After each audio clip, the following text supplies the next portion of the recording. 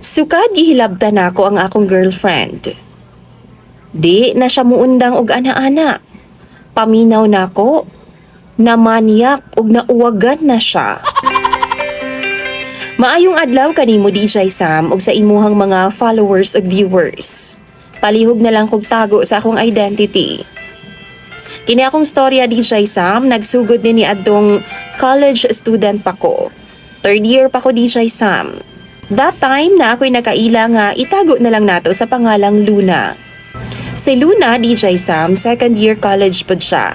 Education ang iyang kurso. Nanguyab ko niya o gisugot po dayon ko niya.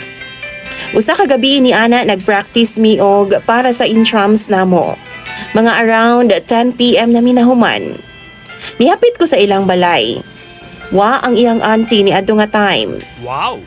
Siya rang usa sa balay ug nagchika-chika ming duha. Mga bandang 11 PM DJ Sam, iyan akong papaulion kay matug na lagi daw siya.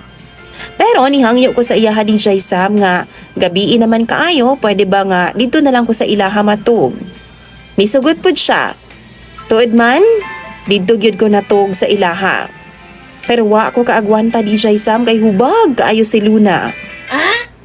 Ako gid siyang gihangyo nga magkuan ming duha. Pero wa siya misugot.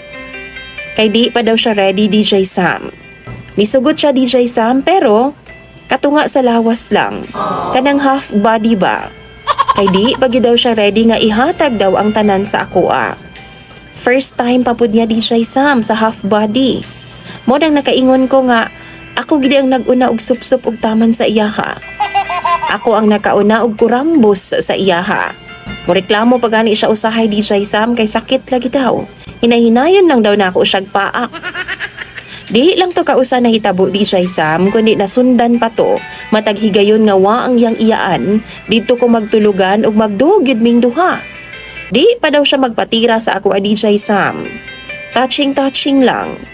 Nagahikap na po siya sa ako ang bunal ug moreklamo siya DJ Sam kay Dax lagi daw ko.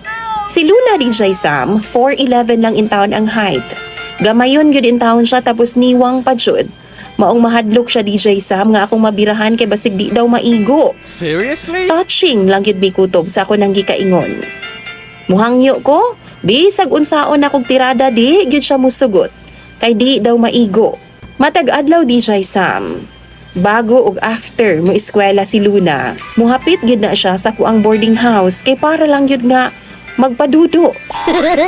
Maghubo na siya sa akong tapa DJ Sam. Di na nimo siya kailangan nga pugson og